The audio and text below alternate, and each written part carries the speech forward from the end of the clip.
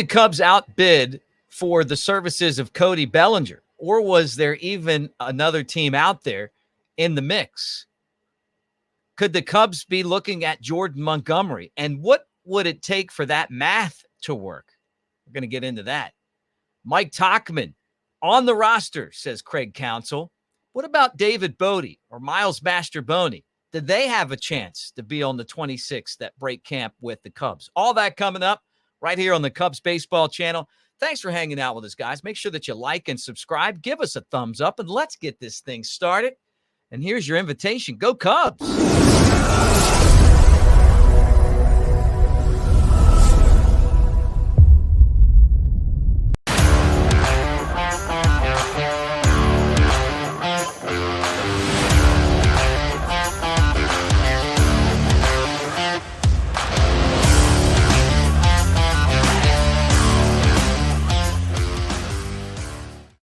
What do you say, everybody? It's Mick Gillispie. Welcome to the Cubs Baseball Channel, and it is a pleasure to talk Cubs baseball with you today. All right, let's get into this thing right now.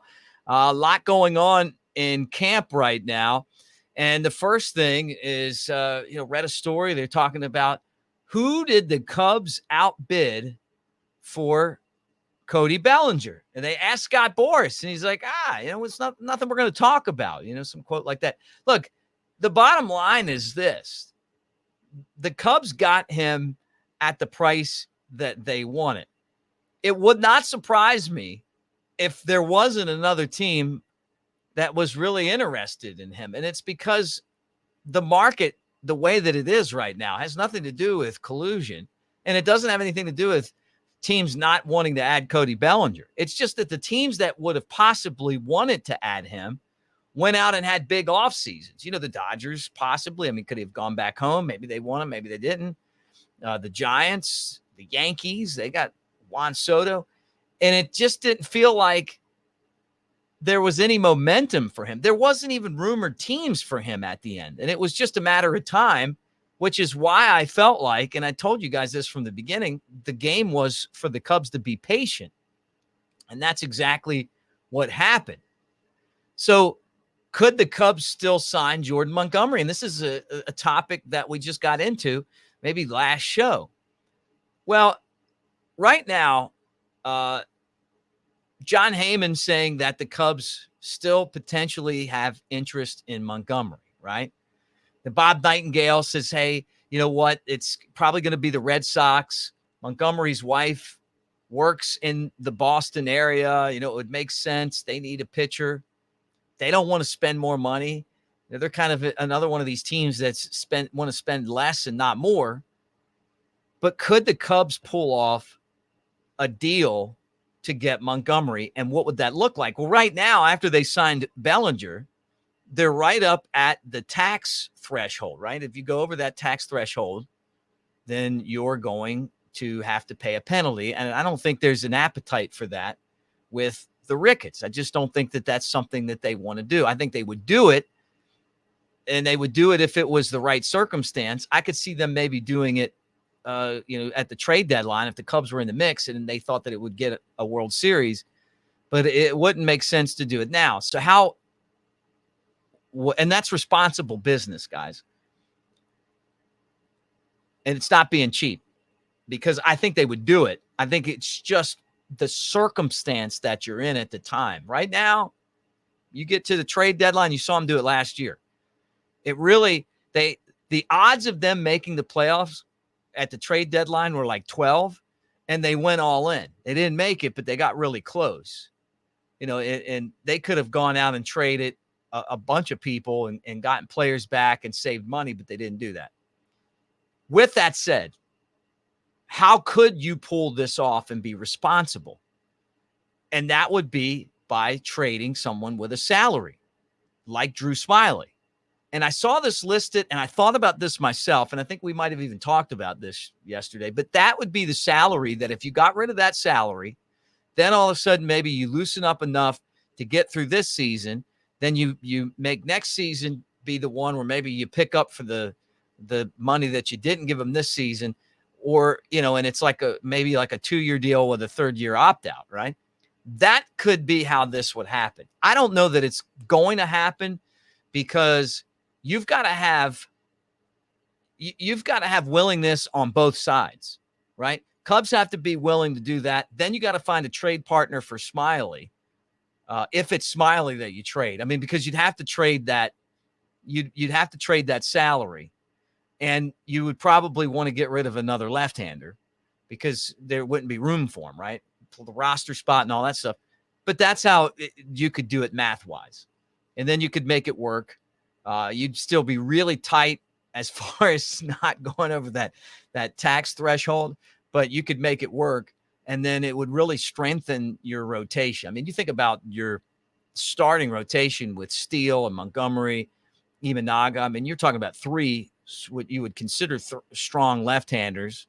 You got to figure Imanaga is going to have some growing pains as he learns the league. Eventually, he's going to be a good pitcher, you would think. Kyle Hendricks and Jamison Toan would be your right-handers, and then you'd have Cade Horton pushing up from the minor leagues along with Jordan Wicks and Ben Brown, who might be ready, might not be ready.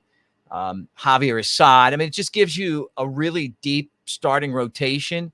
You maybe even go 6 in the rotation to start the year, basically to help Imanaga get acquainted to Major League Baseball. So all of that stuff could possibly happen. It's just a matter of will it happen, because there's a lot of moving parts there. And all the Red Sox have to do is just say, hey, here's the money. All right. But I thought it was worth talking about. And again, just a lot of chatter about that right now, because I still feel like the market's perfect for another major move if you could figure out how to get all the parts to work. And that'd be what I would think would be the most responsible way to do it. So Craig Counsell says that Mike Tauchman's on the roster. He's making the team. I don't know that I'm even surprised at that. I mean, I figured he would be. He was on the team last year and was a very good player for the Cubs at times, and no reason to think he wasn't going to be on the team unless, obviously Pete Crow Armstrong, Alexander Canario, all these guys, you go with this youth movement. But Counsell says he's on the team, also having the hamstring strain with Ian Happ. That's, another reason to have Tauchman on the team. He can play left field if you need him to. So we know Tauchman's in. Now, what about these two guys? Will impressive springs lead Miles Mastrobuoni or David Bote to make the team? Yesterday's games, they both played tremendously. Bote's had a great start to spring training, showing off the power that we've seen him have in the past. Miles Mastrobuoni, who is a guy that played some outfield, he had a big game. These are two guys who are definitely fighting for the last spot on the roster, kind of somewhere in there. But they're two guys that could be very helpful to a team. I've always liked David Bote. Personally, I've always liked him, known him for a long time. And he's a guy you pull for. Comes from a baseball family, kind of a surprise to even be in that spot. I was really happy for him when he got his major league contract. And honestly, I was surprised that he ended up in the minor leagues for the entire season. Last year, even when there was an opportunity to bring him up, they didn't do it. And I don't know what the backstory is on that. I just don't understand it. Just because he's got a major league contract. And I figured there were a few times last year where you thought, well, you know what? I mean, he's been a big leaguer. He's someone that you can trust. Why not? But he never got called back up, right? And then Miles Mastrobuoni, who really does grow on me the more I watch him play. And it goes back to what Craig Counsell said about the complete player. The more that he plays, the more he's just kind of one of those dirtbag players that just kind of gets under your skin a little bit, really hustles, can play different spots. He can get on base. He can run a little bit. So, who knows? I mean, but they're two guys that you got to pay attention to this spring, because I think that those two guys and Owen Casey have had the most impactful spring training so far. I mean, we're talking about a week of games, but to me, those three guys are the ones that seems like they're always doing something, hitting a home run, making a catch, driving in a run, whatever. I mean, like they've been in week one the winners for the Cubs. Well, we still got another, month of spring training and then the regular season. So it's a long way to go, but good start for both of those guys. And you wonder, what things are going to look like for them when it's all said and done. All right, guys, that's it for the show today. Going to be a lot of fun covering the Cubs. I'm actually heading out to spring training on Wednesday, so we'll have some reports from out there as well. And being on the ground level, I'll be able to get you guys some content from right there in gorgeous, sunny Arizona. Thanks for hanging out. Thank you guys again. 4,000 subscribers. We did it. Let's go on and get to 5. Let's get to 6. Please share.